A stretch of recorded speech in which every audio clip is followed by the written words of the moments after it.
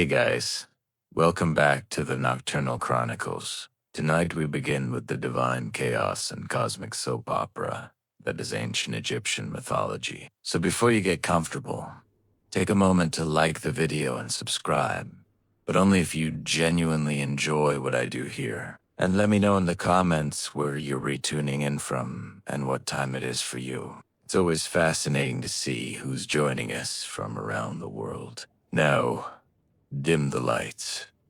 Maybe turn on a fan for that soft background hum. Let's ease into tonight's journey together. Let's begin with Ra, the ancient Egyptian sun god and perpetual overachiever. Ra wasn't just some glowing ball in the sky. He was the sun, the whole sun. Every single day, Ra dragged his blazing solar boat across the heavens from east to west. No sick days, no holidays, and no working from home. He was in essence the original 9 to 5, except his shift never ended, and he had to fight monsters on his commute. By day, Ra illuminated the world, providing warmth, light, and a great excuse to complain about the heat. But by night, oh, you thought he slept. No! Instead, Ra descended into the underworld known as Duat to begin his second job, protecting the cosmos from Apause, a chaos serpent the size of a skyscraper with a serious grudge. Apause tried to eat Ra every single night, and every single night, Ray had to outmaneuver him. Imagine finishing a 12-hour shift only to be hunted by a giant snake in hell. Every single night, to keep things running smoothly, Ra had an entourage of divine assistants on his solar bark. Think of them like celestial interns, but instead of fetching coffee, they shot fireballs at interdimensional threats. Among these helpers were gods like Set. Yes, the same guy who later murdered his brother. Workplace drama alert. And Mayan, a protective serpent who curled around Ra's ship like divine bubble wrap. But it gets weirder. At some point, Ra decided to retire from direct earthly management. Why? Because humanity, in classic fashion, started talking trash. Ungrateful mortals mocked Ra in his old age, so he sent the goddess Sekhmet to handle it. And by handle it, we mean near total human extinction. After that PR disaster, Ra took a step back and ruled from the sky, letting other gods pick up the slack. Osiris, the god of the afterlife, agriculture, and family trauma. Basically, if you've ever felt simultaneously overworked, betrayed by a sibling, and mildly decomposed, congratulations. You've spiritually connected with ancient Egypt's favorite undead icon. Osiris started out strong, handsome, wise, brought civilization to humanity, invented farming, invented wine, so obviously a legend. People loved him, which, as history shows, is a fast track to getting assassinated by your own brother. Enter Set, his brother, nemesis, and the poster child for middle child syndrome with a gym membership. Set's jealousy wasn't subtle. He literally measured Osiris's body for a coffin through a party and said, "Whoever fits perfectly in this mysterious custom-mewed sarcophagus gets to keep it." Osiris climbed in because trusting you're obviously jealous. Brother at a sketchy party is peak divine optimism. Set slammed the lid, sealed it with nails and magic. Overkill Muchen chucked it into the Nile like a glorified fruit basket. Osiris floated to Bablo, because nothing says eternal ruler like being mistaken for river driftwood. By Lebanese locals, but Osiris had Isis, wife, sister, sorceress, and the kind of ride or die you only get from divine incest. She found the coffin, brought him back, and then Set stole the corpse again and chopped it into 14 pieces. Yes, 14. Because 13 would have been too predictable. Isis, unfazed, went on a continent-wide body part scavenger hunt. She found 13. The missing piece, his, pharaoh's scepter. Let's just say she improvised with a gold replacement. Ancient Egyptian mythology, weirdly into embalming. Incredibly casual about prosthetics, with a little necromancy. Isis revived Osiris long enough for one magical night. Cugos baby Horus. Osiris then respectfully retired from life, took a desk job in the underworld, and became the divine judge of souls. Think HR manager of eternity, but with scales and crocodile demons. And there he remains, dignified, mummified, and ironically, more powerful dead than alive. Moral of the story: never accept furniture from your siblings. Always marry a competent witch, and sometimes the best way to run a kingdom is to run it from the grave. Let's talk about Isis, the goddess who had everything: beauty, wisdom, magical powers, and a family tree that looped around like a Mobius strip. She was the wife and sister of Osiris, which in ancient Egyptian terms basically meant it's complicated but normal. Isis wasn't just any goddess. She was the goddess, the OG multitasker, protector of the pharaohs, inventor of healing spells, mother of Horus, necromancer, shapeshifter, and occasionally bird-headed grief tornado. Basically, she was the Hermione Granger of ancient Egypt, if Hermione had also been into embalming and strategic revenge. Her most iconic move, reassembling her husband after Set chopped him into 14 Artizel death nuggets. She scoured Egypt for his dismembered limbs like some divine scavenger hunt sponsored by trauma. She found 13. The 14th. Let's just say it was the important part missing. So she built one out of gold, then used it to magically conceive a child. You can call it creepy. Egyptians called it devotion. And then she raised her son, Horus, alone while hiding in the swamps, fending off crocodiles, assassins, and the occasional demon. Picture a single mom living in a haunted marsh, nursing a bird-headed baby while cursing anyone who got too close, and you thought your maternity leave was rough. Isis was also a master manipulator, in the best way. She once tricked Ra, the sun god, into giving up his secret name, which was basically his divine password, by poisoning him with a snake she created herself. That's right. She invented a snake just to blackmail a god, then healed him, because that's just good networking. She became so powerful that even regular Egyptians started modeling their lives after her. She was a symbol of love, grief, magic, fertility. And I will raise my dead husband, destroy my enemies, and still make dinner by sunset energy. Isis wasn't just a goddess. She was the entire empire's emotional backbone. The woman who said, "Sure, my brother husband got murdered and dismembered, but I have glue, a falcon child, and rage-fueled magic. I'm fine."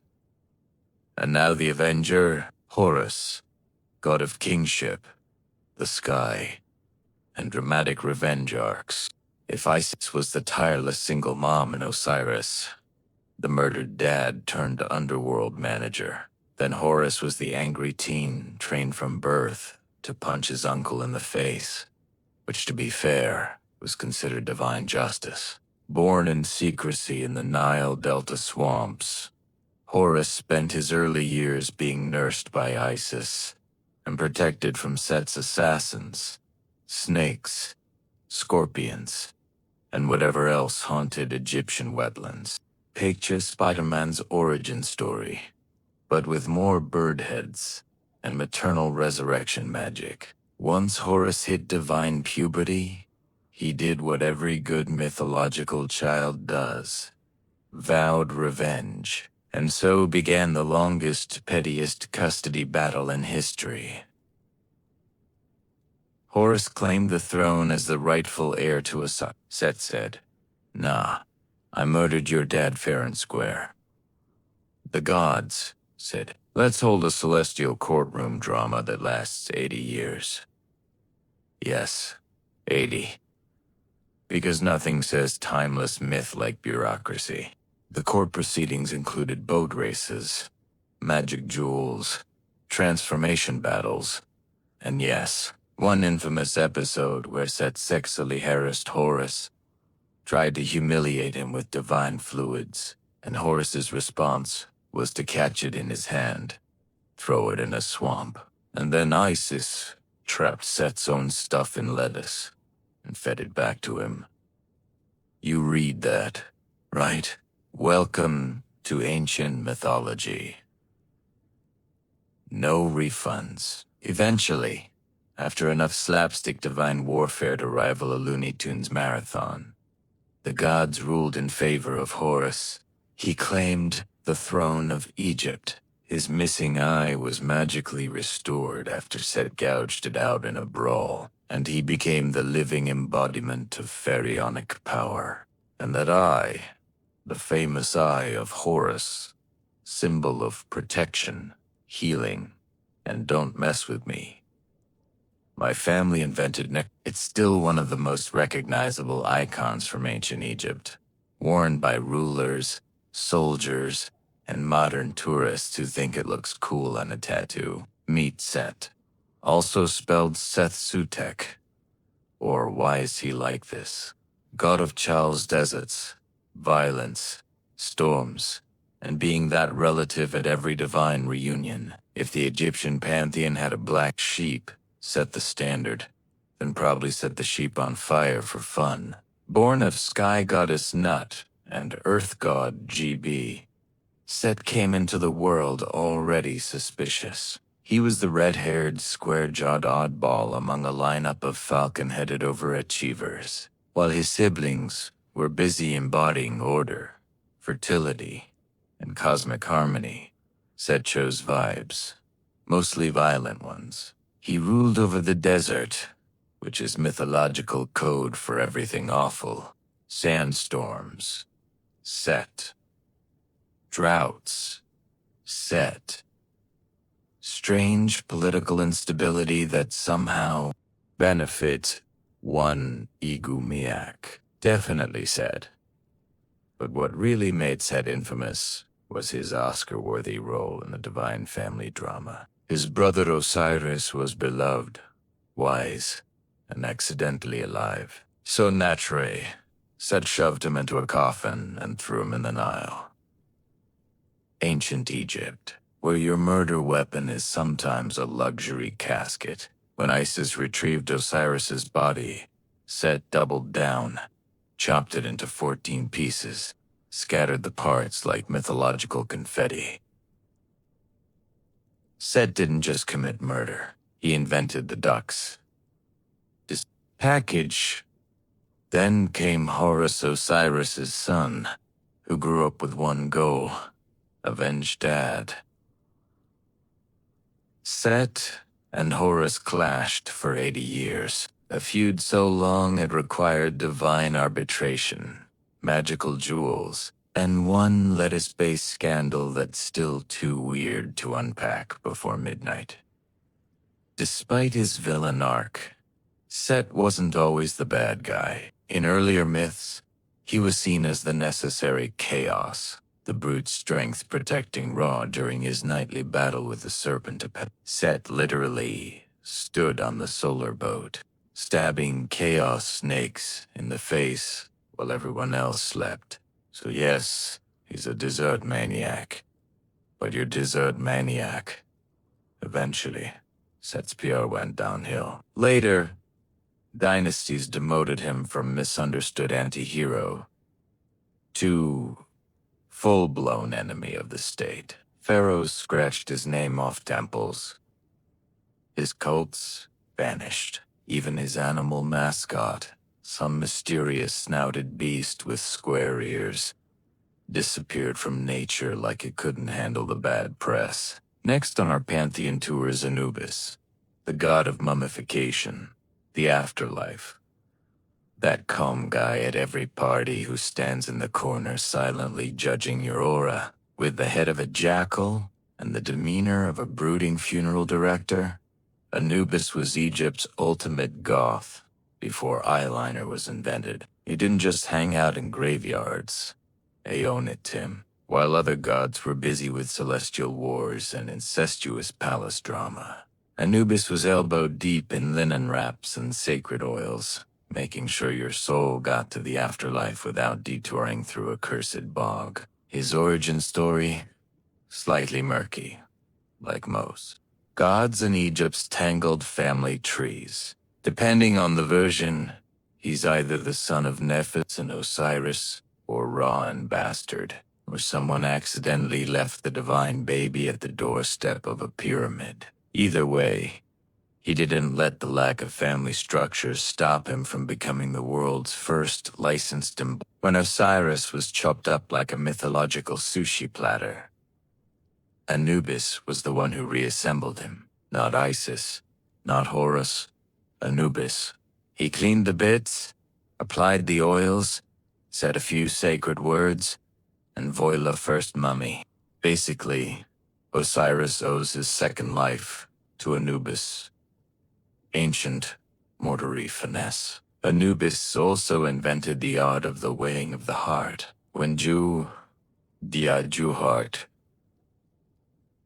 was placed on a scale opposite the feather of Mat, the divine standard for truth and balance. If your heart was heavier, i.e. full of lies, guilt, or that one time you stole barley, it got devoured by a mate.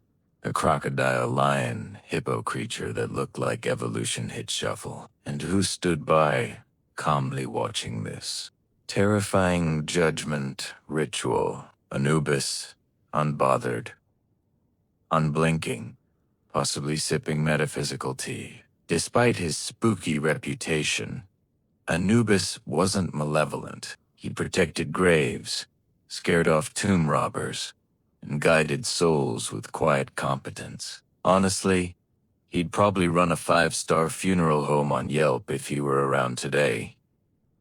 Amazing service wrapped grandma in the finest linen. If ancient Egypt had a class valedictorian, it would be Thoth. Picture a man with the head of an ibis, a bird famous for poking around in shallow waters. Except this one carries a pen, a scroll, and enough cosmic responsibility to make your academic advisor weep. It was the god of wisdom, writing, magic, science, and the moon. Basically, if it required brain cells and celestial precision, TH was in charge. He didn't do petty divine squabbles. He did calendars and spellbooks and the metaphysical equivalent of Excel spreadsheets. He's credited with inventing hieroglyphs, which means he's why we have thousands of years' worth of stories carved into stone in the most dramatic fonts possible. Think of him as the god of ancient blogging, except his posts took months to chisel, and you couldn't delete them when you had second thoughts. And it gets better. According to legend, TH also invented time. Yes, time. That thing you're currently wasting watching YouTube videos about bird-headed deities. He created the 365-day calendar by gambling with the moon god Khonsu, won 5 extra days, and used them to allow Nut, the sky goddess, to finally give birth to all the major gods. So, if you were ever born in late August, think Thoth's dice game. He also played Cosmic Judge, In the Hall of Two Truths, where your heart got weighed against a feather, TH was the one taking notes. Literally. He stood off to the side, writing it all down with divine accuracy, like some supernatural court stenographer. He didn't judge you. He just made sure your cosmic Yelp review was accurate. Despite his intellectual profile, TH had a magical side. Too, he authored the legendary Book of Thoth, a text so powerful it could let you talk to animals, control the gods, and probably get a free latte at the Underworld's cafe. Naturally, the book was hidden because every society knows. Never give that much power to someone who says, "I'm really into Egyptology." If you've ever owned a cat and thought, "This creature behaves like it, knows it's a deity," you're absolutely correct. And it all goes back to Bastet, Egypt's beloved feline goddess of home, fertility, music, protection, and randomly knocking cups off altars for attention. Bastet is often portrayed as a woman with the head of a domestic cat, looking both serene and smug. The kind of expression you'd expect from someone who knows she is worshipped and has zero intention of pretending to be humble about it. But don't let this soft purring and feminine grace fool you. Bastet wasn't always the lap cat of the divine realm. In her earlier, more unhinged phase, she was actually a lioness, a full-on mauling, sun-drenched murder cat. Back then, she was known for shredding enemies and chewing chaos like a squeaky toy. Basically, Sekhmen's twin sister after a nap in a bath.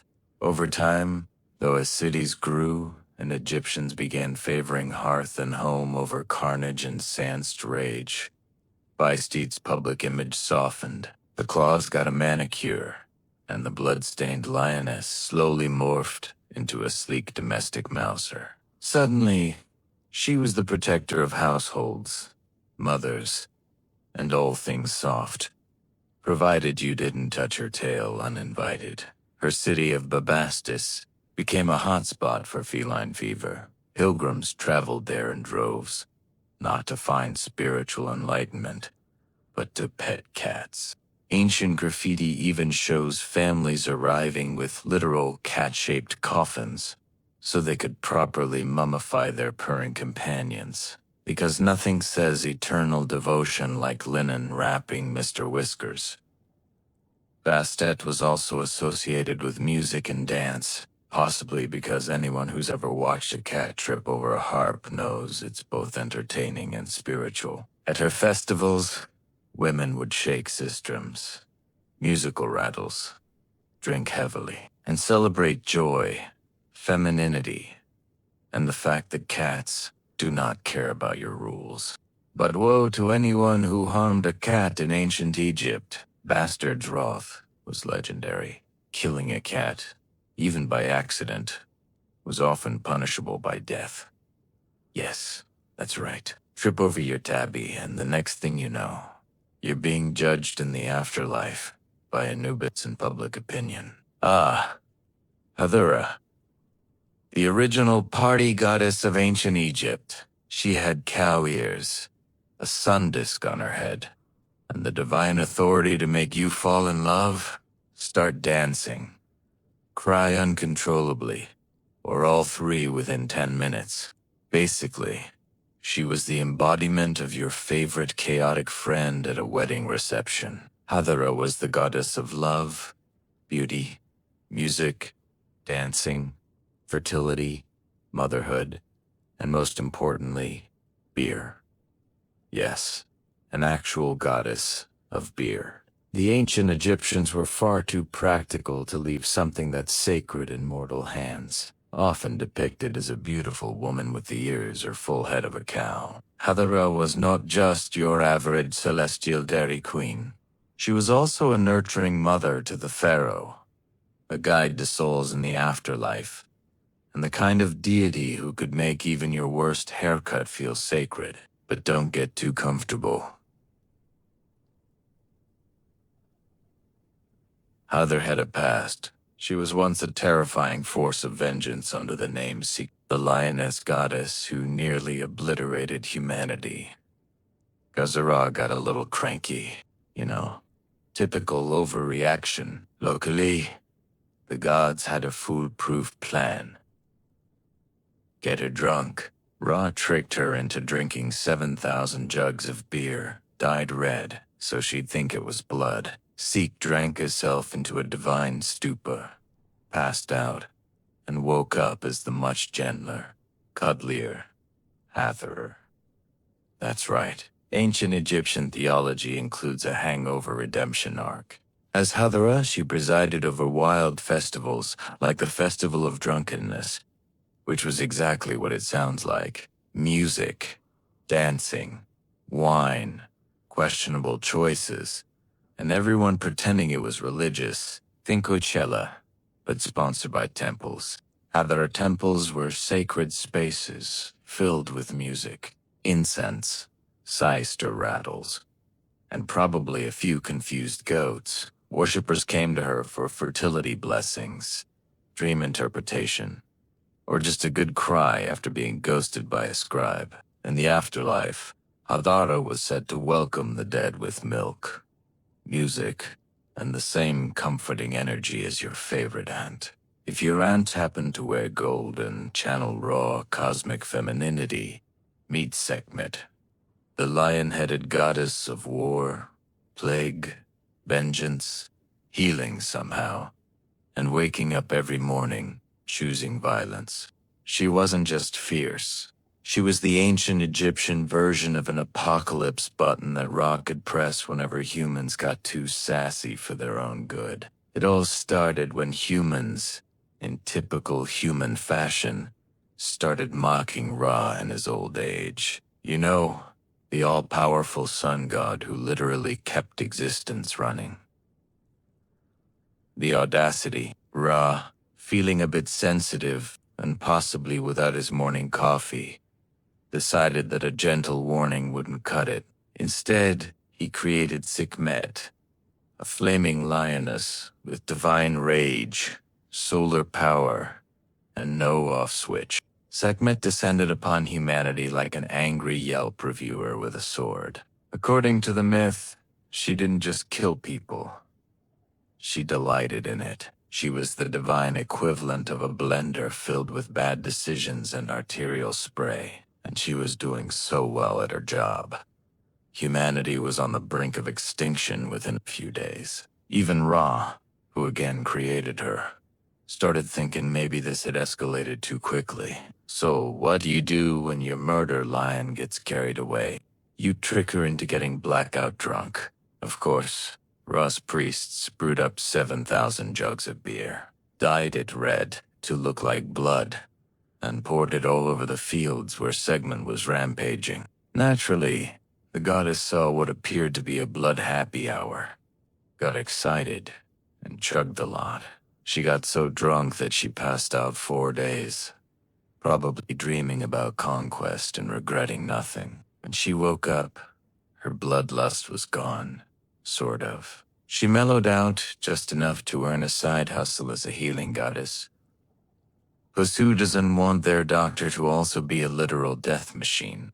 Cement temples were filled with lion-headed statues, magical spells, and the vague hope that she'd stay on her meds. People prayed to her for protection and cures, which is ironic considering she almost liquefied humanity like a protein shake. If the Egyptian gods were a rock band, Tar would be the brooding guy in the back designing the stage, tuning the instruments, and probably forging the drum kit out of nothing but willpower. He's the god of creation, craftsmen, architects, and engineers, and he somehow managed to be omnipotent while giving off strong, silent dad in the garage energy. But Tar didn't roar. He didn't smite. He thought the universe into existence, literally. According to myth, he created all things by first conceiving them in his heart, the Egyptian version of the brain, and then speaking them into being. That's right. While other deities were busy flinging fireballs, Ptah whispered reality into form like a celestial asm artist. He was the patron of artisans, metalworkers, and builders. So basically, the one god everyone hoped would stay on their good side because angering your construction deity is a fast track to a leaky tomb. Temples dedicated to Par, especially the one in Memphis, were major religious centers and likely had the best maintained plumbing in the ancient world. Unlike most of the flashy drama gods, Tar dressed simply, often wrapped tightly in a mummy-like shroud, holding a staff that combined life, ink, stability, dyed, and power. It was like a divine multi-tool. His skin was often painted green, a symbol of rebirth and regeneration, or possibly just because he worked too many night shifts without sunscreen. Despite being a creator god, Tar rarely inserted himself into myths. He let others hog the limelight while he quietly invented the concept of limelight. He wasn't interested in love triangles or cosmic warfare. He had blueprints to draw, sacred geometry to sketch. He was, in short, a god for people who alphabetize their spice racks and build furniture without needing to curse IKEA. Even the gods respected him. When major theological rewrites happened in Egypt, Ptah was always grandfathered in. He was too useful to leave out. Some even believed everything, including the other gods, were first imagined by Ptah and then spoken into existence, which would make him the original lawmaster. Nephis, the goddess of morning, night. And I'll just be over here, while everyone else gets credit. If Egyptian mythology were a soap opera, Nephis would be the character who appears in every episode, solves everyone's problems, and is never invited to the rap party. She's the sister of Isis, Osiris, and Set, which already sounds exhausting, and yet somehow managed to stay relatively sane. While Isis was the divine main character and Set was busy being the unhinged villain, Nephis was just doing the work, always in the background, lighting the incense, whispering prayers, and quietly holding the world together while everyone else threw lightning bolts and tantrums. Her main gig, protecting the dead. Nephis was there in every major funeral rite, standing beside Isis to mourn the deceased, sing dirges, and hold hands while ancient Egyptians crossed into the afterlife. If Osiris was the ruler of the underworld, Nephis was the funeral director with a clipboard and a calming voice. And despite all that, she constantly got overshadowed. Even her most famous myth involves her disguising herself as Isis to sleep with Osiris, which, let's be clear, is peak mythology weirdness, but also deeply on brand for someone whose love language is, I'll be whoever you want, I guess. From that extremely awkward union came Anubis, the jackal-headed god of mummification, because nothing says complicated family tree like your child being born from accidental necromancy and identity confusion. Nephis didn't start wars. She didn't chase glory. Instead, she was the patroness of lamentation, the one who stood beside your tomb and mourned you sincerely, even if she barely knew you.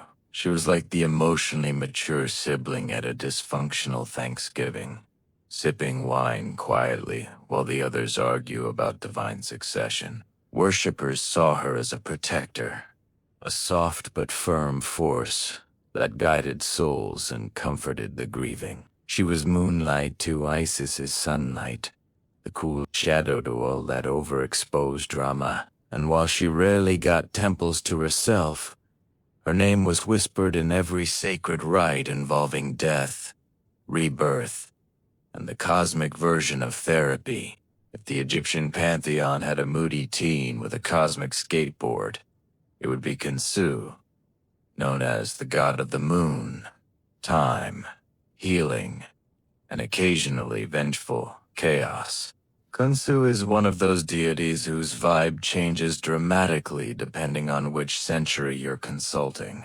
In his most flattering version, Khonsu is a lunar healer. He glows softly in the night sky, measuring the passing of time with every wax and wane. Ancient Egyptians believed he helped women conceive, protected travelers, and even drove away evil spirits.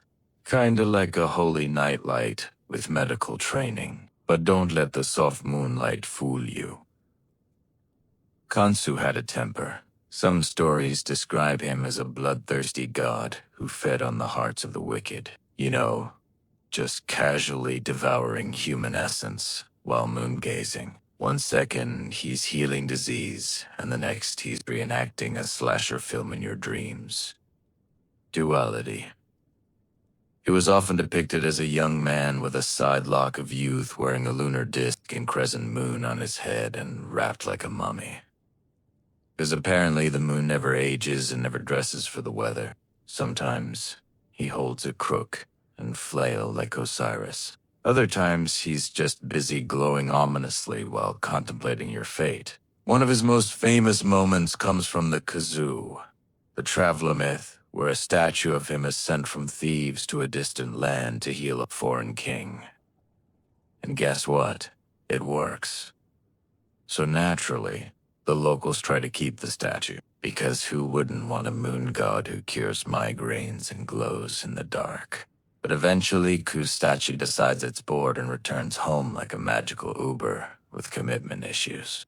Pharaohs and commoners alike prayed to Khonu for healing, fertility, and protection, but they probably did so with one eye open. You never quite knew which version of him was listening, the divine doctor or the astral serial killer. Before Pinterest made pottery cool again, there was Khnum, the ram-headed Egyptian deity who quite literally molded mankind from clay on his divine potter's wheel. Yes, while other gods were busy smiting or seducing, Khnum was quietly in his workshop, covered in dust, shaping your mortal form like a committed art major on a deadline. According to Egyptian belief, Khnum sat at the banks of the Nile, scooping up the rich, wet silt and crafting human beings. One by one, no mass production, no outsourcing too. Cosmic interns. He spun each person carefully on his wheel, supposedly forming not just their body, but their car soul as well. Imagine being handcrafted by a celestial artisan and still disappointing your parents. Khnum's vibe is a mix between divine creator and overworked kindergarten art teacher. You get the sense he cared deeply, not just about your physical form, but how balanced and functional you were as a person. He even shaped royal children directly in the womb, meaning if your pharaoh had a weird nose or a bad attitude, that's technically Khum's fault. But here's where it gets oddly adorable. He wasn't sculpting you because he had to. He did it because he wanted to. Ancient Egyptians didn't view Khum as a distant god. They saw him as a gentle, fatherly figure who shaped each soul with love and attention, which makes the fact that he also had the head of a gigantic, horned ram slightly unsettling. Nothing says tender care like being cradled by a beast straight out of a heavy metal album cover.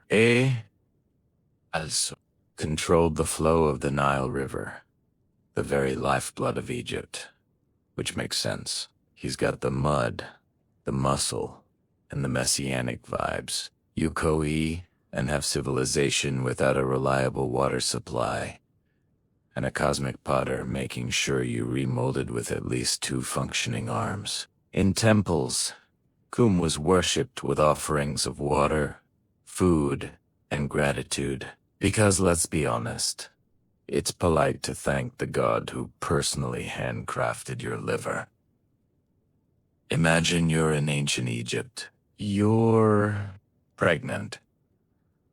There's no epidural, no sterile hospital, no soothing playlist, just sand, sweat, superstition, and a labor force of midwives, invoking a terrifyingly adorable goddess named Tauret. Turet, which means the Great One, was a hippopotamus-shaped goddess with the limbs of a lion, back of a crocodile, and the kind of maternal stare that could silence even the cockiest pharaoh. In other words, she was a living "do not mess with this mother" warning label, despite her intimidating hybrid form. Tauret was the protector of women in childbirth, guardian of mothers and babies, and the divine embodiment of "don't test me, I'm nesting." She stood upright, belly round with pregnancy, often shown holding the Sire amulet, the Egyptian symbol of protection, which in her case doubled as a cosmic no trespassing sign for evil spirits. And believe me, ancient childbirth needed all the protection it could get, with no medical science, no reliable antibiotics, and a high chance of things going very, very wrong. Ancient Egyptians turned to Tauret like a spiritual bouncer guarding the womb. People placed her image on amulets, headrests, bedposts, and even mugs, which basically makes her the ancient world's version of putting Mama Bear stickers on your SUV. She was everywhere. Pregnant women went, silently radiating, "Try me, demon. I dare you." But Tower wasn't just about brute strength. She was maternal, kind, and deeply symbolic. Hippos, while cute in cartoons, are lethally protective in real life, especially the mothers. Egyptians knew this. They saw the fierce devotion of mama hippos and thought, yes, that's what I want guarding my labor. And fun fact, even household furniture was decorated with her image. You could uneven nap in ancient Egypt without Tauret looming above you like a divine doula from Hippo Hell. Though she didn't have temples or flashy priesthoods, Teat was beloved. She was worshipped in homes, whispered to during labor, and thanked every time a baby and mother survived. In Sharabis, the Nile is not just a river. It is a god with teeth. Every 10 years, when the river rises too early or too high, the villagers remember their ancient oath, a promise carved in limestone and ritual. Give Sobek a virgin bride or he will take everything. Fields, children, boats, breath. And so, beneath the full moon of the 10th year, the lottery bowl returns to the center of the village square, filled with the names of eligible girls. The elders do not speak of the past brides. They are not remembered. No songs are sung, no shrines built. The Nile accepts the offering and silence follows. This year, the crowd holds its breath as the eldest priest reaches into the bowl. He pulls a papyrus strip with a shaking hand before he can read it. A voice cuts through the crowd. I will go. It is Liat, 16 years old, parentless, born during the last offering year. No one expected her name to be drawn. Not even included. She has no family to lose her, no lineage to protect her. But no one expected her to step forward before the name is even spoken. I volunteer, she says again, voice steady. Gasps rippled through the villages. The priest stares at her, stunned. Child. The gods have not chosen. They have, she interrupts. They always take a girl, better it be, one who walks willingly. Some say she is brave. Others say she is mad. But no one stops her. At dawn, they dress her in white linen and crown her with lotus. A procession winds down to the river bank, solemn and slow. The water glistens gold beneath the rising sun, but no one sings. Liet wades into the Nile without looking back. The current pulls at her dress. Crocodiles surface nearby, jaws open in reverence or anticipation. The crowd shudders.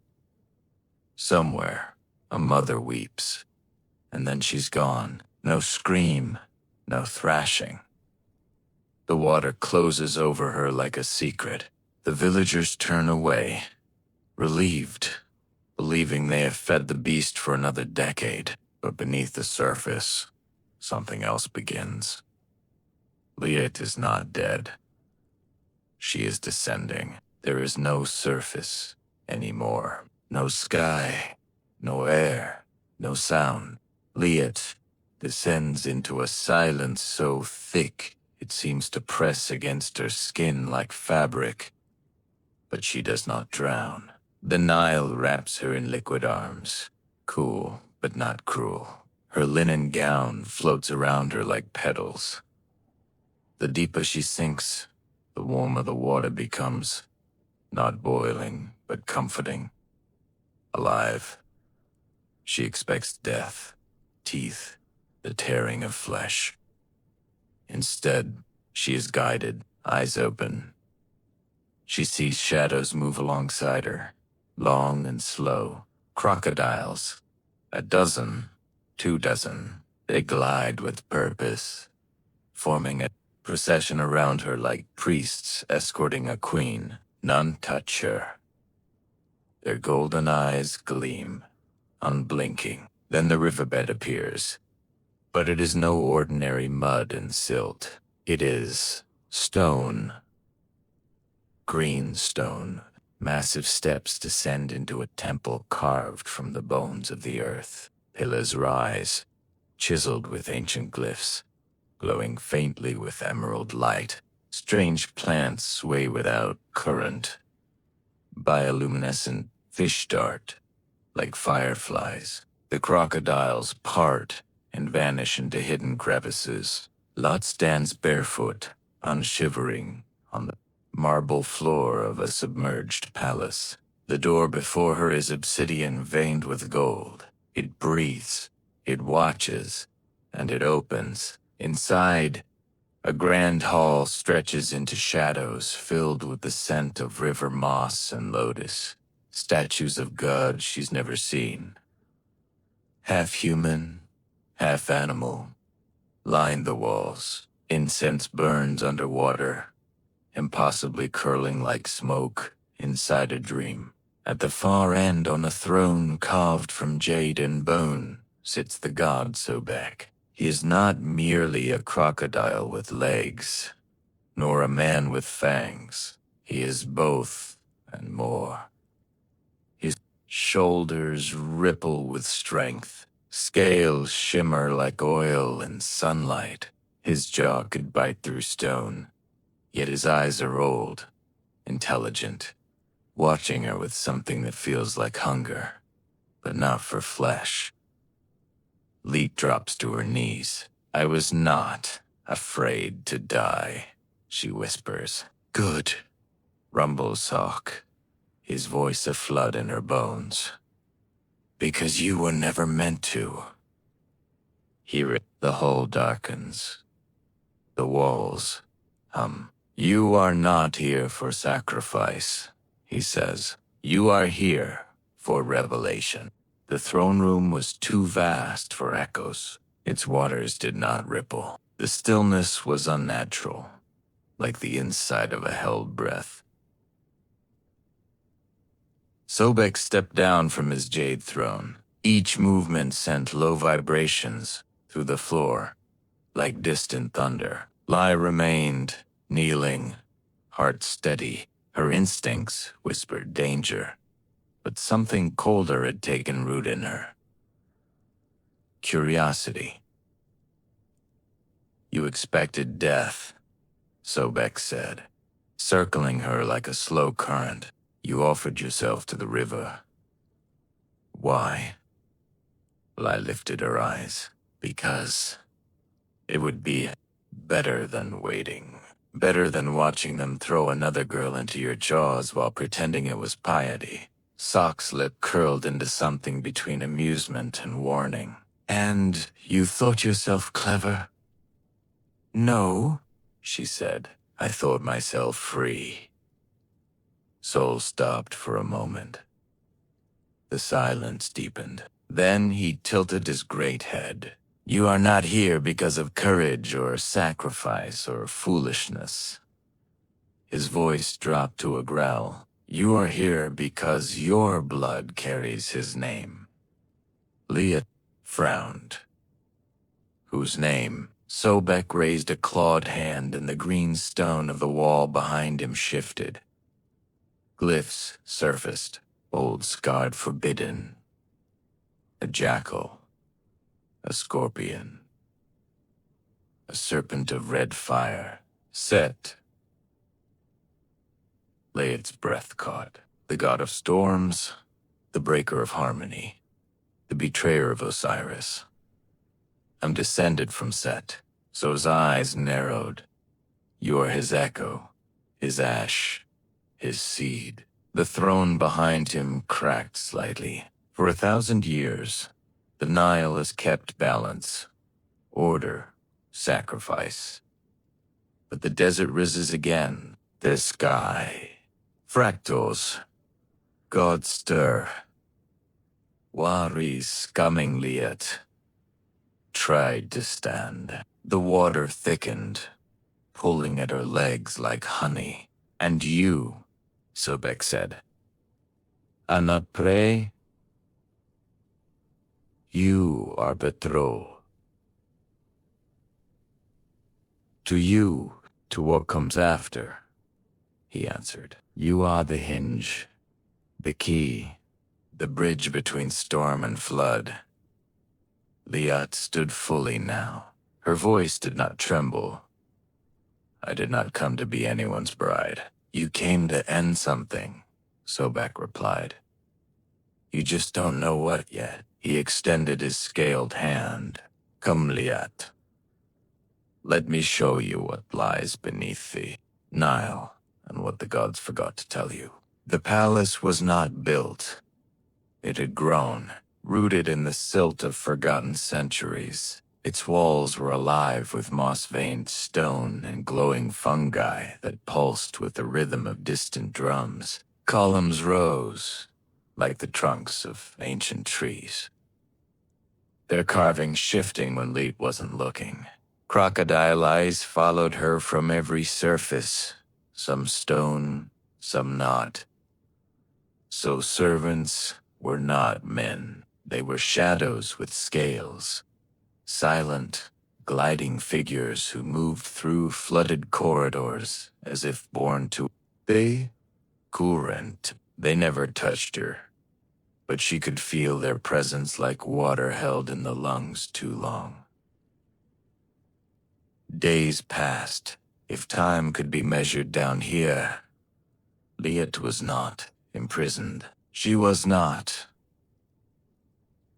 chained. She wandered freely, though the palace never seemed to end. She ate fruits that grew on walls, drank from pools that shimmered like oil. Sleep came, but dreams followed, filled with deserts on fire and rivers running red. Sometimes she awoke with water in her mouth, and it tasted like blood.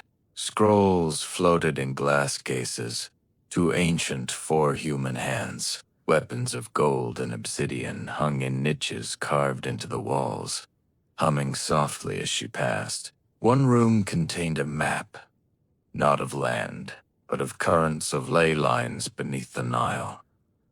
She traced one glowing line that led directly to her village and continued into the desert beyond. Symbols appeared throughout the palace, the red spiral of Set, the eye with the slit pupil, a woman's face cracked in half with jackals pouring from her mouth. It wasn't a temple. It was a barracks, a war palace, a staging ground for something that had not happened yet. but soon would. In a vast chamber she came to know as the heart, great statues of God stood decayed and crumbling. Osiris with his face shattered, Horus beheaded. Only Sobek's statue remained untouched, coiled, patient, gleaming green. It watched her as she stood there, heart pounding. She was not meant to be a bride in the human sense. She was to be joined, not in body, but in purpose. She had been selected not for beauty or innocence, but because her bloodline carried the mark of Set, and blood in this palace was not for sacrifice. It was for activation. Leah began to feel it in her veins, a thrumming like the pulse of drums just beneath her skin. Not pain, not illness. Something older, something ancestral. The palace didn't just shelter her, it recognized her. Rooms opened when she approached. Doris breathed in her presence. Symbols once dormant began to glow as she passed.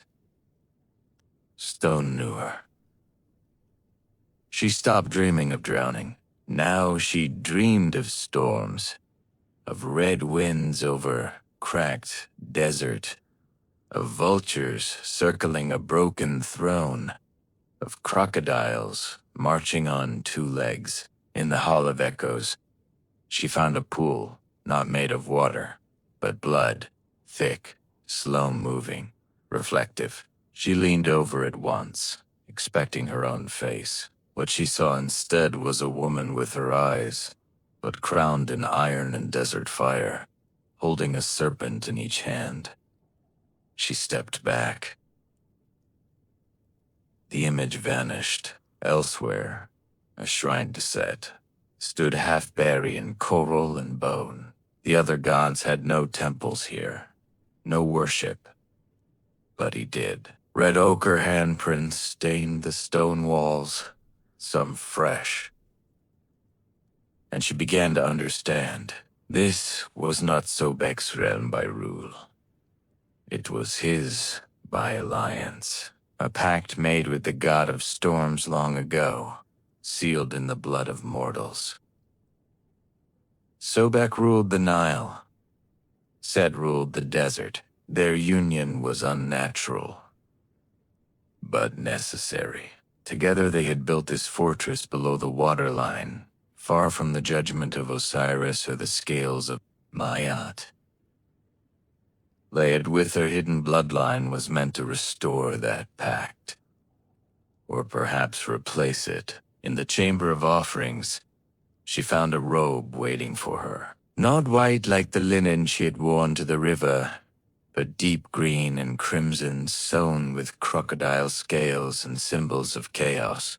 It shimmered in the dim glow of bioluminescent flames, humming softly when she drew near. She did not put it on. Not yet, but she stood for a long time, starting at what it meant, at what she was becoming. Outside the palace walls, the Nile stirred. Fish swam in uneasy patterns. Reeds bent with no wind, and far above in Cherobis, a drought began. The river no longer accepted brides. It was waiting for a general in Cherobis. The river began to misbehave. The Nile no longer flooded on time. Fish died with silver bellies upturned. Fields cracked. Roots shriveled. The priests claimed it was a test. The elders whispered of broken promises. But no one dared mention her. No one spoke Liet's name. She had become a myth before her. Bones could whiten, though no bones had returned. Mothers warned disobedient daughters, don't follow the river. Boys dared each other to touch the water after dark. The crocodiles had vanished, too. The silence was worse than the attacks. And still, the offering bowl remained locked away. There would be no bride this decade. The Nile had chosen beneath the waterline. Liat began to feel the weight of distance. The palace remained unchanged, its green halls as endless as ever. But something above, cadet, doere pressure, a pulse, like the river itself was trying to reverse direction. The rope still waited, still sang, and now the drums had begun. From the lowest chambers of the palace, those not meant for mortal feet, rose a dull, rhythmic thrum. It shook the mosaics in the walls. The glyphs along the pillars wept red sap. In the reflecting pools, she no longer saw herself at all. Only fire and crocodile teeth in a sky choked with dust. She wandered deeper than before, in a chamber sealed behind a crocodile's just-shaped gate. She found the war room, maps of kingdoms that no longer existed, statues of gods whose names were scratched out, spears of obsidian curved like claws, and at the center, a sarcophagus not made of stone, but bone. It was empty. Beside it, an altar bore a single object, a dagger made of river glass, translucent, sharp, humming with something that tasted like lightning. She didn't touch it yet. That night, sleep did not come. Instead, she climbed the green staircase that led to the palace's highest point, a dome just beneath the surface. There, through the veil of the water, she saw the moon, and she remembered, not her own life, but another's. A man with burning eyes and a serpent crown. A war-turned sky. Sand turned red.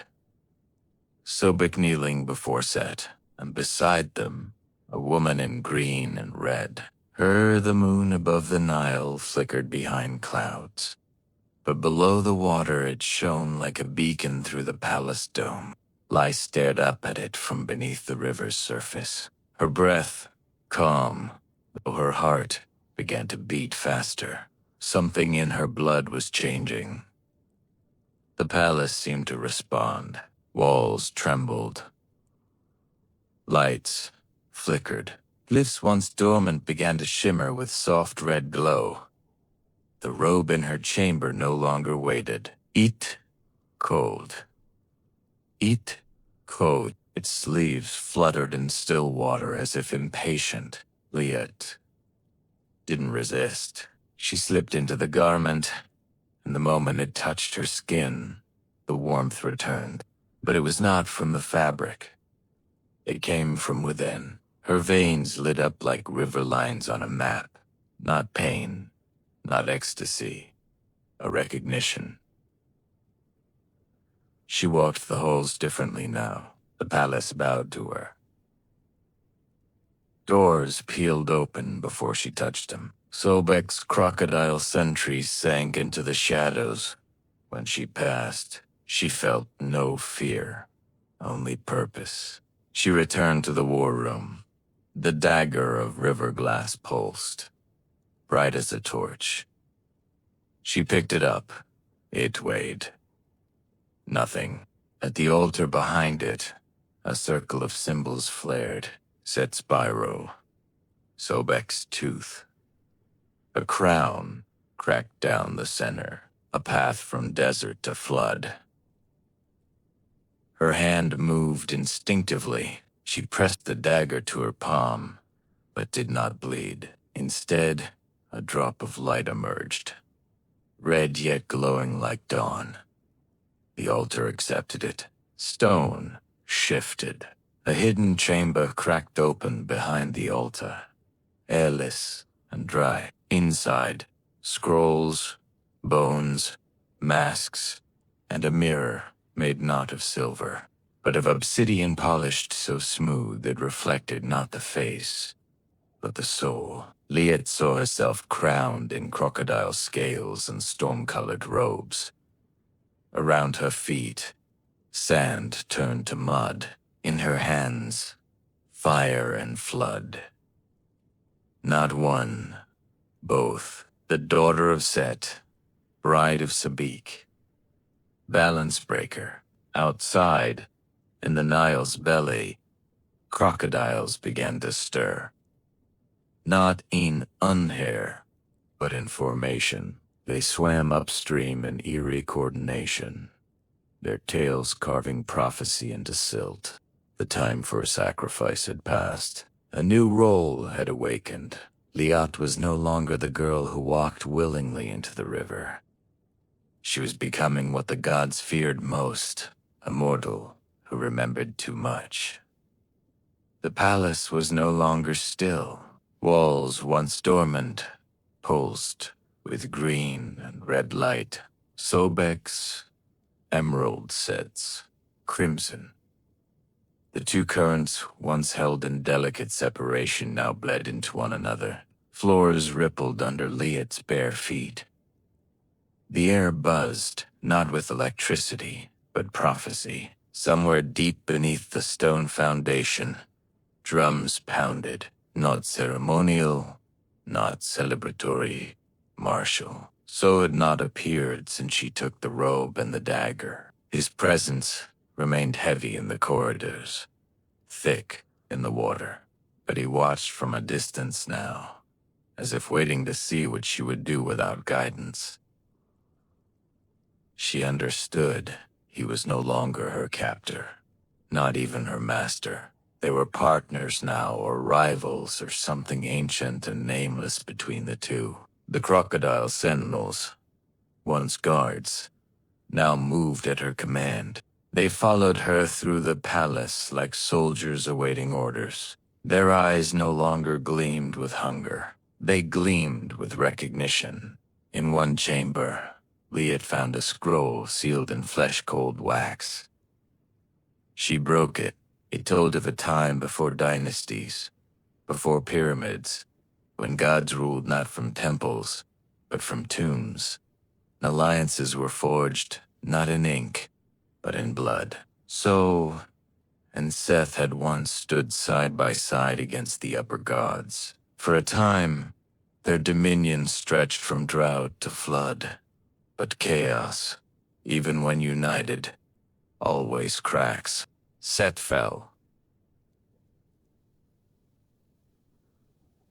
Sobek retreated. The palace was buried, the pact forgotten tiller. The scroll did not explain why now, but it spoke of signs, omens in the river, echoes in the bloodline. A girl born on an offering year, a child whose blood refused to run red. Liat's hands trembled as she folded the scroll. It was never about her beauty, never about innocence. She was not chosen to appease. She was summoned to ignite. Outside the walls of the palace, cracks appeared in the Nile's bed. Ancient bones stirred in the mud. Lotus blooms turned black. Fish began to swim in circles, then died. And far away, in cities that had forgotten the old gods, dreams of crocodiles began to haunt the sleep of priests and scholars alike. The flood had not yet begun, but the river was ready, and so was she. In Sharabis, the Nile had become a stranger. Where once it danced over reeds and sang through canals, now it sulked in silence. Children no longer played at its edge. Farmers no longer trusted it. The soil cracked open like old skin, and the sky offered only dust. The villagers held ceremonies. They offered figs, coins, milk, even another virgin. But the river did not stir. It had already taken its bride, and she was no longer theirs. Far beneath their feet, Liat moved through the war palace with eyes that no longer belonged to a girl. Her gaze was steady now, her footsteps guided by unseen currents. With the robe on her shoulders and the glass dagger on her hip, she no longer felt like a guest. She was a ruler in waiting. Sobek reappeared at last, not in fury, but in formality. He stood beside her in the hole of waters, his arms crossed, his great jaw unreadable. Without speaking, they walked together through flooded vaults, past empty altars, into the vault of teeth. There an army waited, not of men, not even of crocodiles, though many were present. These were creatures of fusion, beasts carved from storm and river, bone and clay wrapped in linen older than dynasties. Some bore shields made of dried lotus leaves. Others carried blades shaped like crescent moons. All knelt as she passed. The air trembled. It was not loyalty they offered. It was recognition. The blood of Seth had returned, but it came wrapped in something unexpected. Choice. Leotard had not been raised in temples or courts. She had known hunger and dirt and the lie of ritual sacrifice, and now she walked the halls of gods, not as worshiper, but as equal.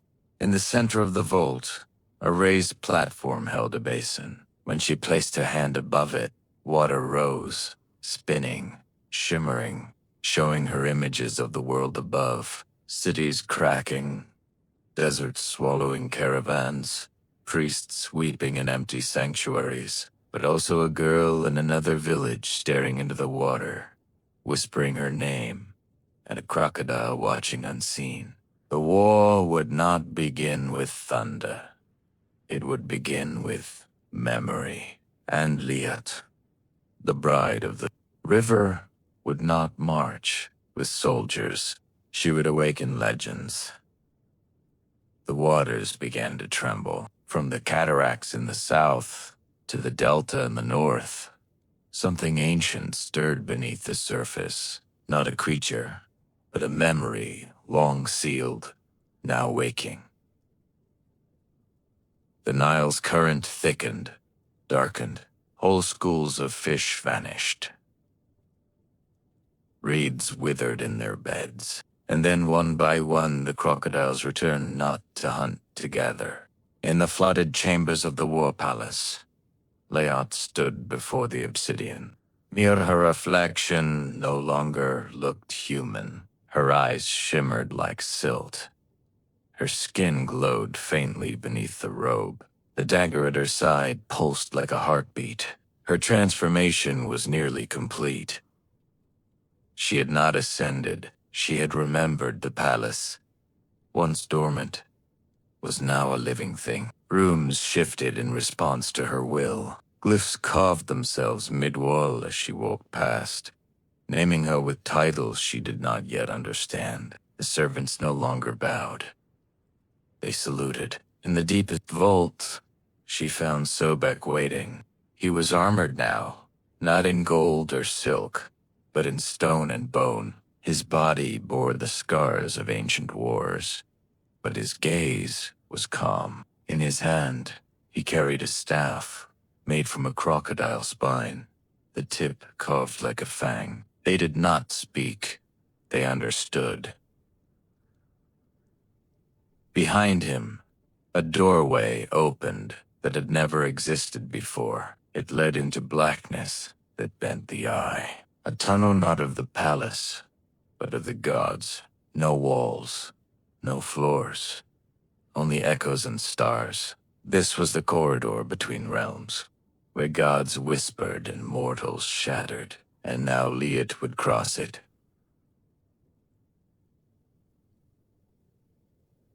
She took a final look behind her. The palace that had held her, changed her, chosen her. It did not vanish. It folded, collapsed like a mirage. It had given her what she needed. She stepped forward, and the Nile responded. Above, in temples long abandoned, statues of crocodiles cracked open, revealing beating hearts of green stone. The water surged, but it did not flood. It waited, because what approached was not just war, not vengeance. It was correction. The gods had forgotten the pact. But the river had not, and its bride was ready to remind them. The Nile split, not in flood, but in silence. At dawn, under a sky the color of wet clay, the river's surface shimmered with unnatural calm.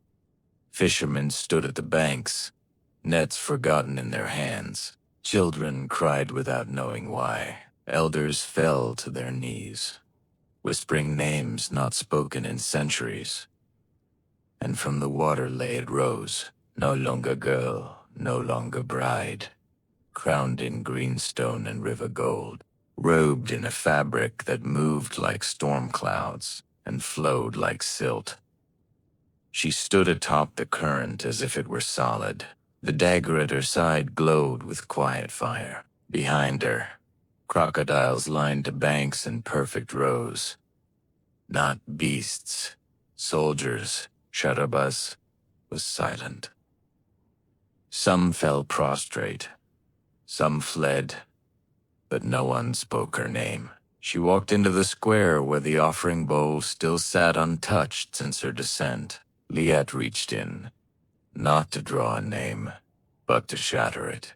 The bowl cracked down the middle, split clean by a single word. She spoke in a language older than any temple. The pact was broken, but not by Sobek, not by Set, by them, the mortals, the priests, the cowards who threw girls to the river and called it obedience. Now the river had returned the favor. From the horizon, winds screamed, hot desert gales laced with sand and sparks. From the other direction came the cool breath of the flood. The two met above the village, swirling into a storm that never touched the ground, only watched. Leah turned her eyes skyward. She saw the gods, not in form, but in feeling.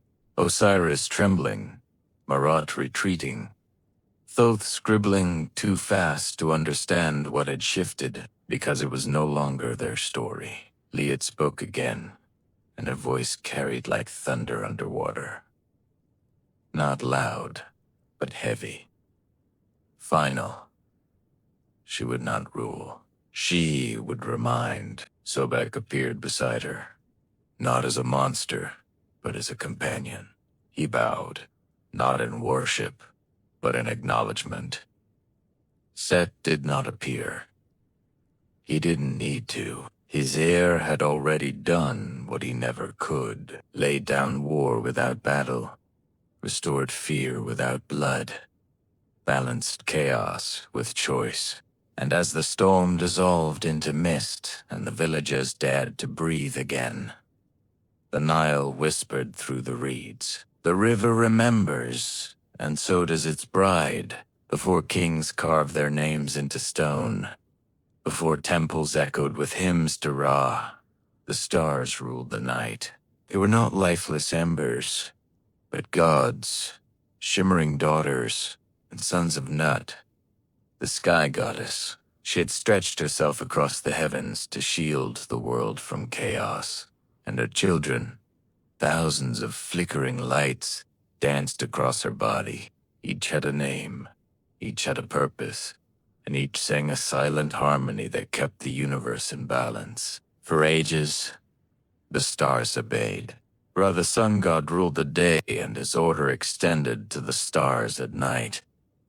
He gave commands, and they moved. He spoke, and they burned.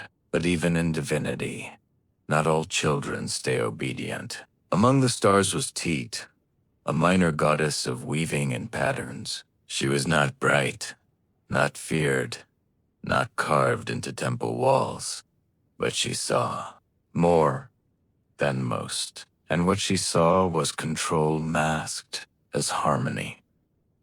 What mortals called balance, she began to see as tyranny. She wove warnings into her constellations, patterns that defied Ra's commands, forbidden paths, secret truths, old names, long buried beneath sand and time. And when Ra decreed that stars could no longer show mortals the way to lost gods, Tai refused. She rebelled.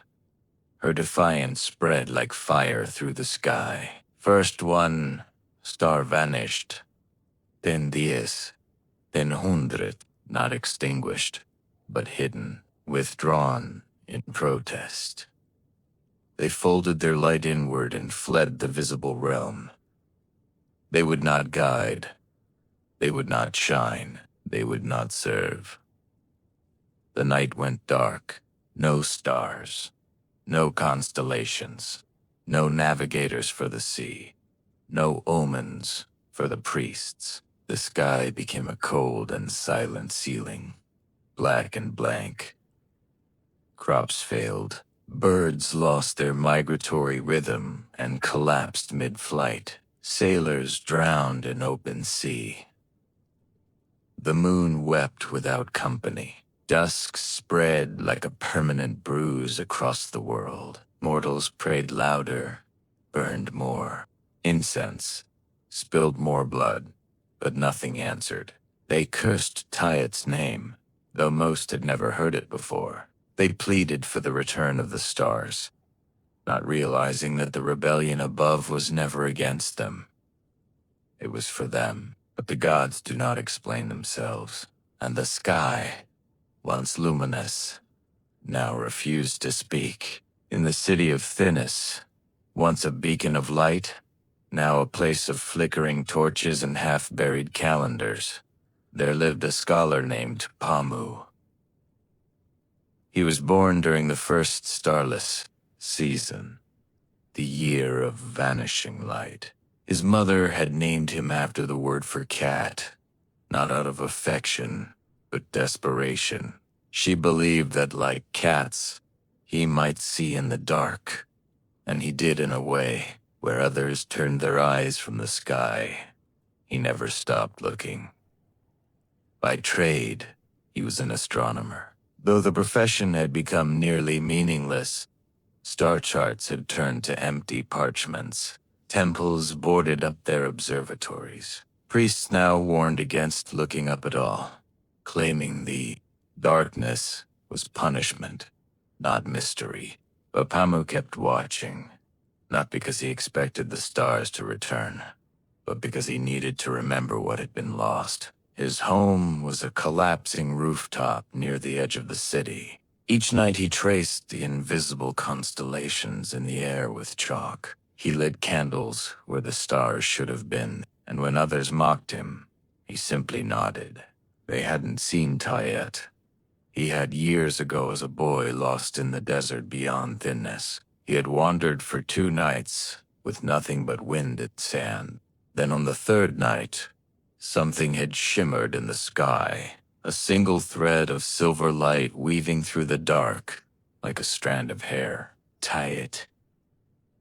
A warm, feminine presence had filled the air, not blinding like Ra's sun, but soft, watchful, merciful.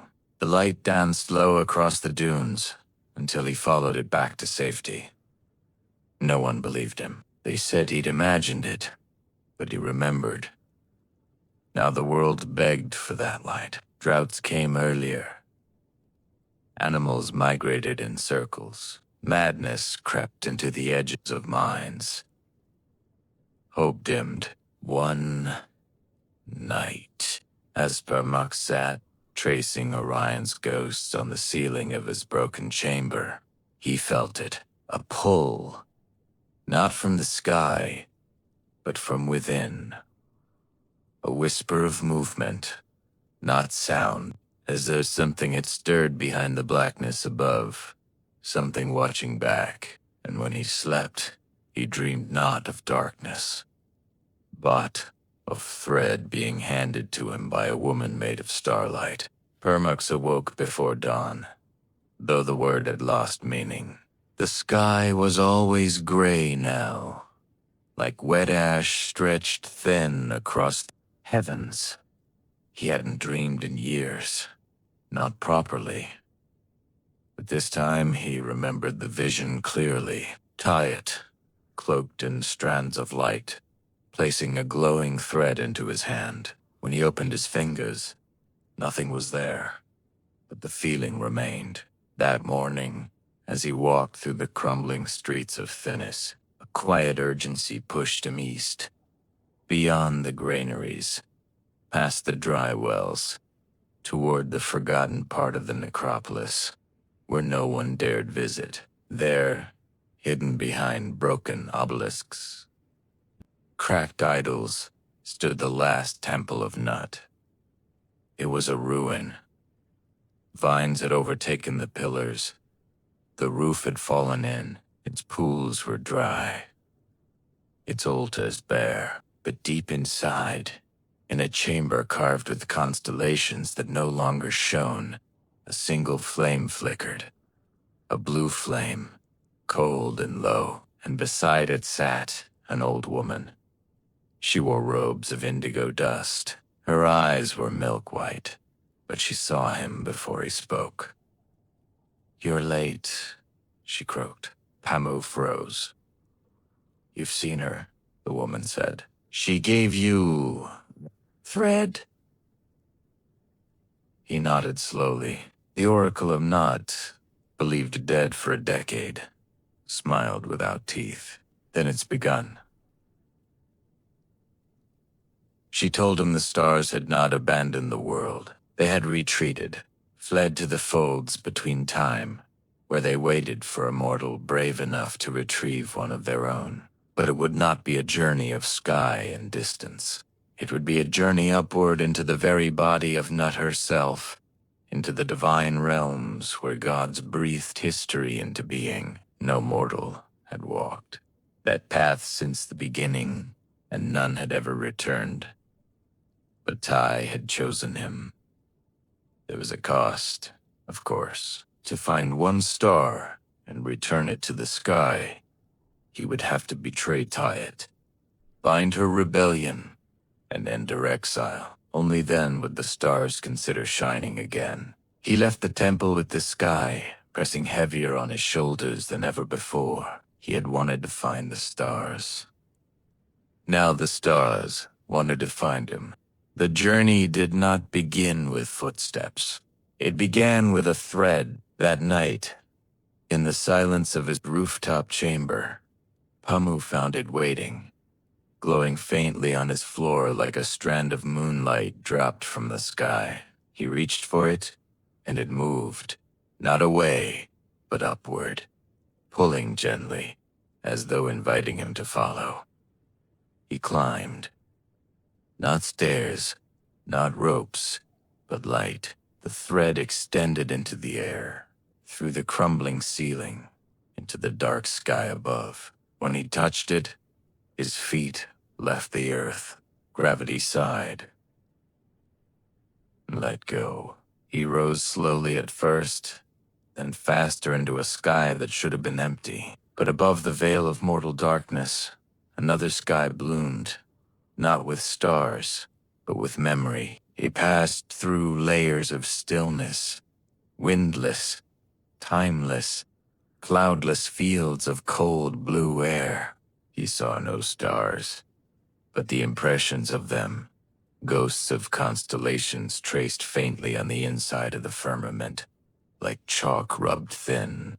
Nut's body stretched above him, vast and maternal, her arms arched across eternity. Pamu floated toward her, the thread still in his grasp. Every inch he rose, a memory surfaced.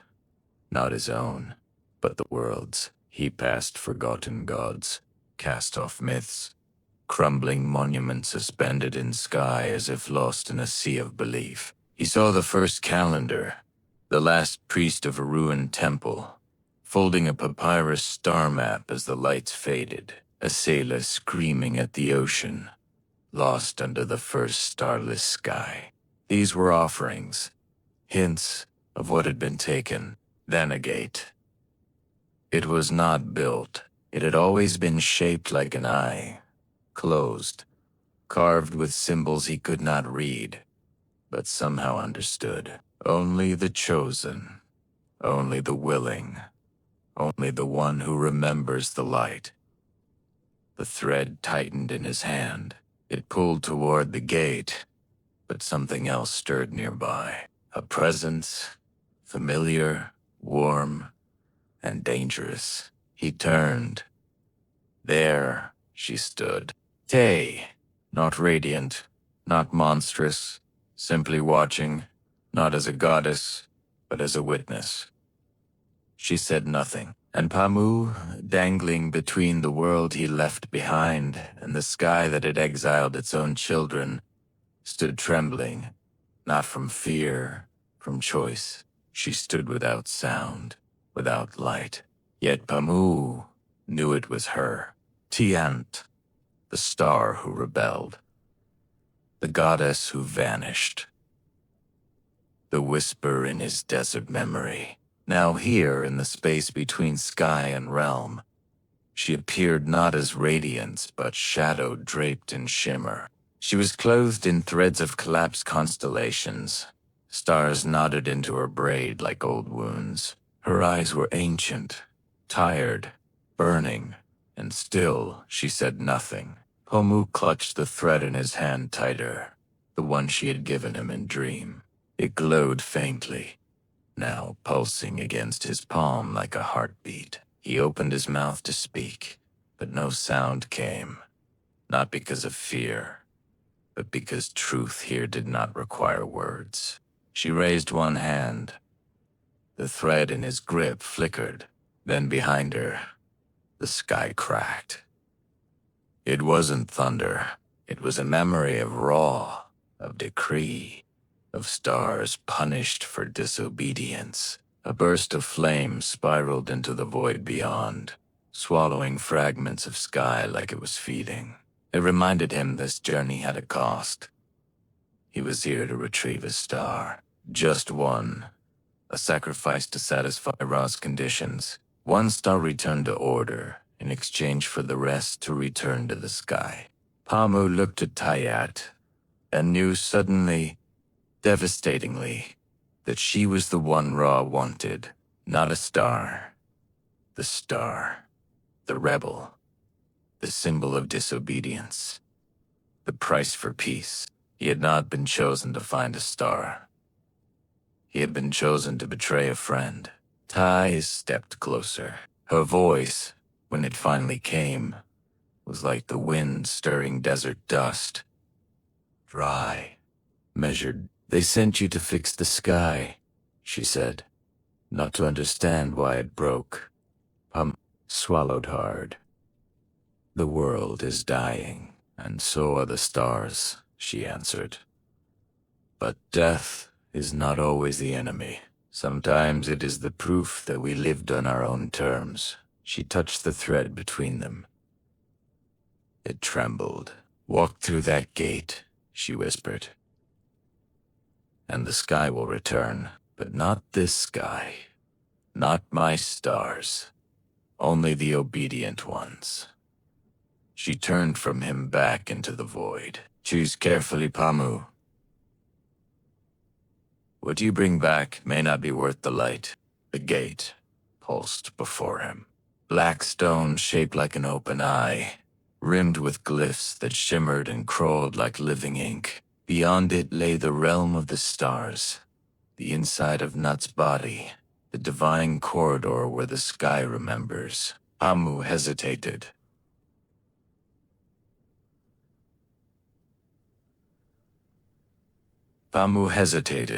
Tayat's words still rang in his bones, the weight of them heavier than gravity. This wasn't a simple rescue. It was a transaction, his world for her silence. He stepped forward, the thread in his hands stretched taut, then passed through the gate like smoke. Pamu followed, and the moment he crossed the threshold, memory attacked. It wasn't a corridor. It was a river of vision. Images hit him in waves, 1,000 lives, not his own. The first, stargazer etching constellations into clay, a sailor navigating by Teet's glow across the Black Sea, a lover whispering oaths under a sky that would soon vanish. The rebellion wasn't just divine. It was human. The stars had always spoken to them. And then Ra severed the line. Each vision burned like sunlight behind the eyes. Pamu staggered. He saw the night the stars hid, not from rage, but grief. Teyet, weaving her final tapestry of light, unraveling herself into thread and flame as the others watched, afraid to follow. This wasn't a rebellion of arrogance. It was a sacrifice, and now he was here to undo it. At the heart of the gate, a final memory awaited. It was not divine. It was his, a child in the desert, lost, thirsty, a flicker of light in the blackness above, a voice soft as wind. Follow me. It had been taught, not a dream, not hallucination. She had broken the silence for him, and now the silence demanded she'll be bound. Palmu fell to his knees, around him. Around him, the sky flickered. Stars, countless stars, watching from behind the firmament, like frightened children behind curtains. They waited for him to choose. To save one or to release them all by offering Tiet. As the scapegoat, his hand trembled. The thread in his fingers was no longer glowing. It pulsed like a heartbeat. Hers. The gate waited. The sky listened.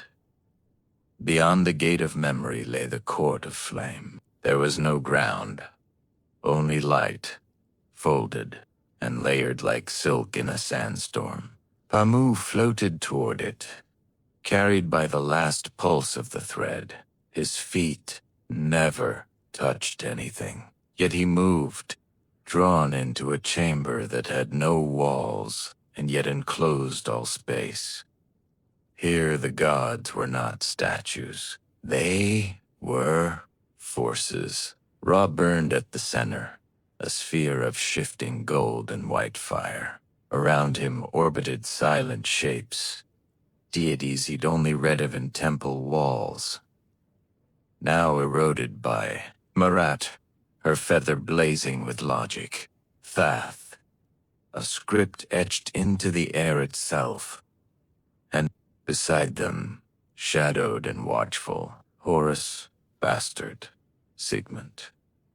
They had been waiting. Pamu did not speak, but his thoughts were bare, as if peeled open like fruit in their presence.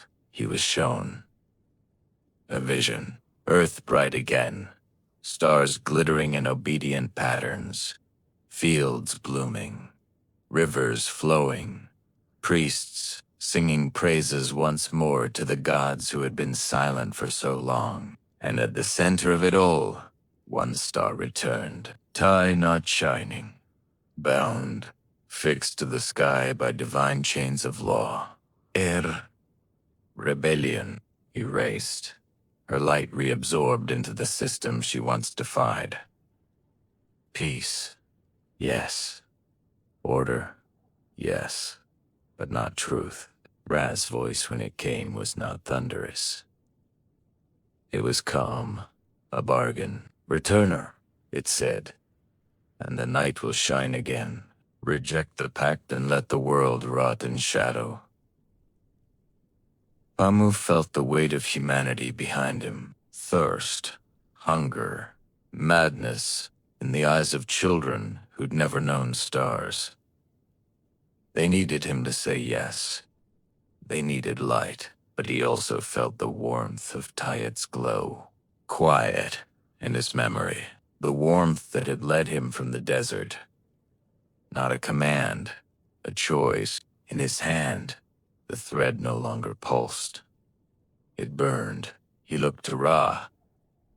Then to the distant edge of the chamber, where a faint shimmer waited. Not a star, not a goddess, a friend. One who gave him direction when the rest of the universe offered only silence. He stepped forward, but not toward Arapumu. Turned from Ra's court of flame, from the promise of order, from the gods who offered salvation at the cost of silence. He walked toward the edge of the chamber where Tyet waited. She stood in shadow, but not in fear. Her arms were crossed, and though the glow around her dimmed in the presence of the sun god, it never vanished. In the face of Eurasia, she remained herself. Pumu stopped before her. "I was sent to bind you," he said quietly. "To bring you back." Tyet tilted her head, "And I came to remind you what it felt like to be followed.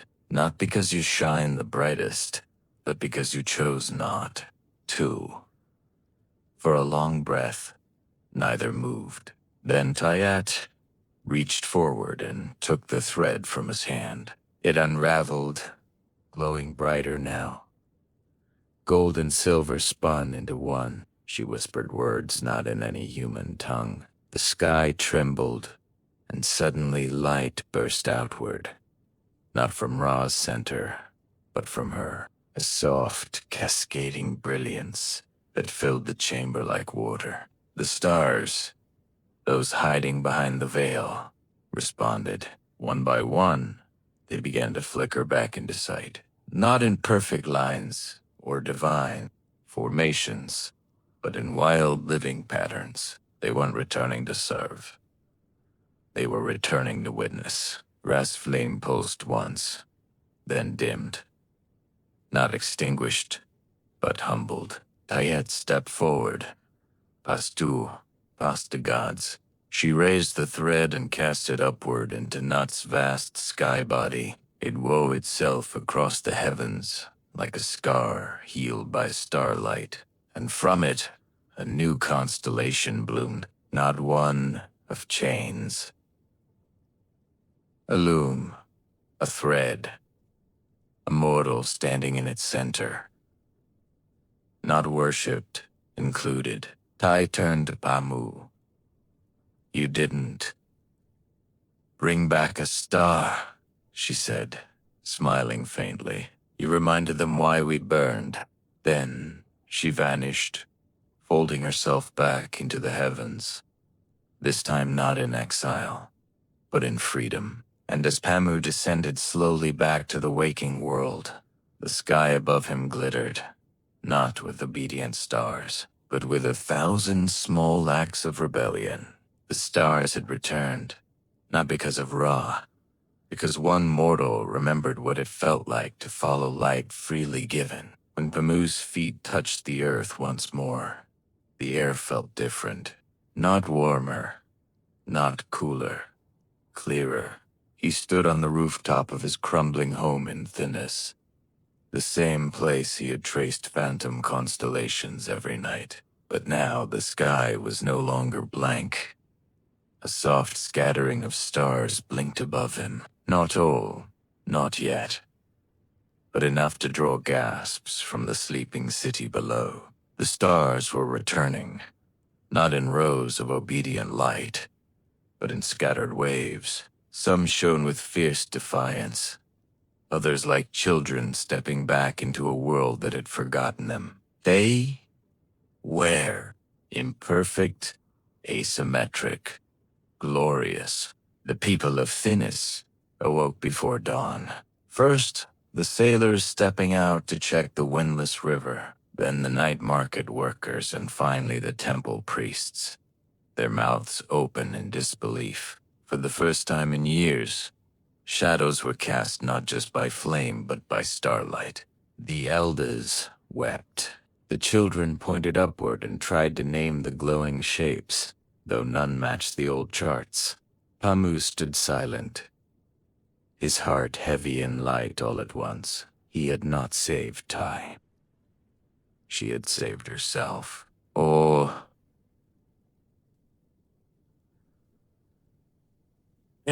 it was.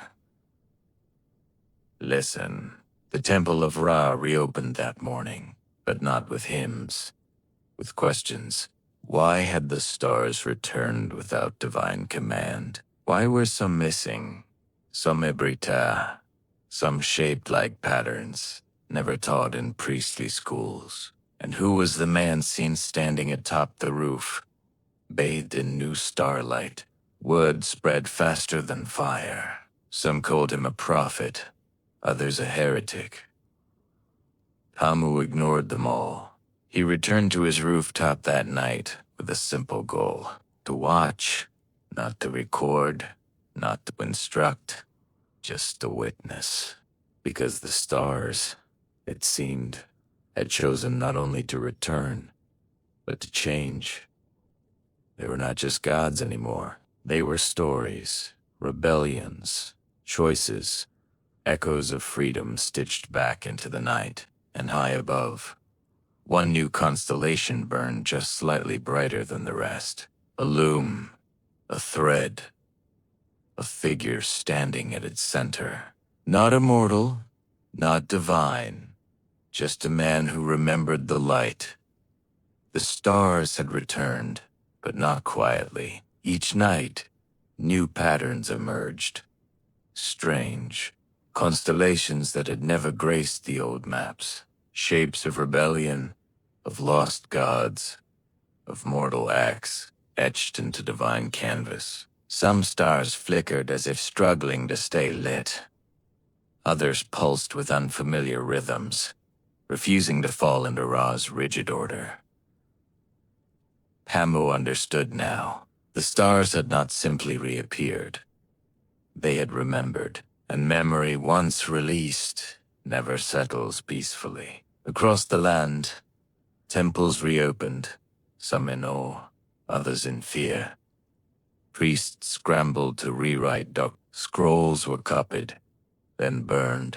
Farmers rejoiced as plants began to grow beneath a gentler night sky. Sailors whispered that the waves had changed direction, as if guided once more by ancient light. But with light came conflict. Tayet's constellation shone clearly now, always just a little apart from the others. Defiant, radiant, impossible to ignore. And in some cities that visibility bred resentment, offerings were made to Ra to dim her. Old chants were revived to purify the heavens. But the sky did not obey. Not anymore. And deep within Pamu's bones, something else began to stir. A new awareness. He had not just walked the path between stars. He had been marked by it. The thread, though no longer visible, remained within him. Sometimes when he closed his eyes, he could hear the stars speaking, not in words, but in emotion, in pressure, in pull. They remembered him, and they remembered Tiet.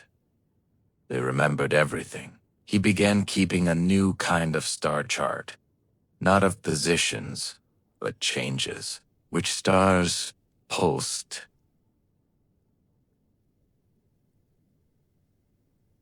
differently, which patterns rewrote themselves overnight. His scrolls grew chaotic, tangled, almost alive. The sky was not static. It was adapting, and he suspected it was preparing. One evening, as he stood beneath the constellation of the loom, a single star flared brightly. Timbani said gone, not fallen, withdrawn. A warning, a signal. He didn't know. But the message was clear. The sky was not finished.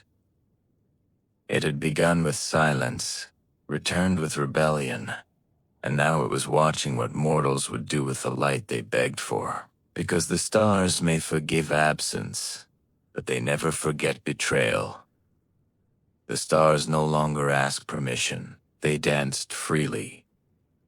Now, sometimes in spirals, sometimes in chaos, but always in meaning. The sky became less of a chart and more of a tapestry, woven new each night. Tayet's loon constellation remained steady near the horizon, never the brightest, but always present, a fixed reminder of choice, not command. And Pamu, once an outcast scholar, was now something stranger. Not a priest, not a prophet, a listener. People came to him, not for answers, but for stories. Children asked what the new constellations meant. Elders whispered memories of when the stars disappeared and how differently they felt now that they'd returned. Sailors gave him new names for shifting clusters. Farmers claimed their fields grew stronger under the irregular living sky. No two nights were the same, and that was the gift. Palmu spent his days charting not where stars were, but why they moved. He began teaching others how to read sky emotion, not prophecy, but feeling. A practice born not of Ra's laws, but Tayet's rebellion. Star watching became poetry again, dreaming again, sacred and uncertain. Then one evening, the loom flared, a single thread of starlight unspooled from the constellation and drifted low, visible only to Pamu. He reached for it, trembling, and felt a pulse, soft, familiar. The same energy that once pulled him into the heavens now circled back. A message, a summons, or perhaps an invitation. He didn't follow it. Not yet, but he knew that one day another would. Because the stars had never truly vanished. They had hidden. Yes. Rebelled. Yes. But not to punish, to teach. To remind mortals that obedience was not the only path to light. Sometimes the brightest flame comes from those who say no. And sometimes the most sacred act is not worship but remembrance. In the quiet hours of night, when the wind stilled and the sky shimmered with chaotic beauty, Amu would look up, close his eyes, and whisper, "Thank you for leaving." And then softer, "Thank you for coming back." Because now when the people looked up, they no longer feared the dark.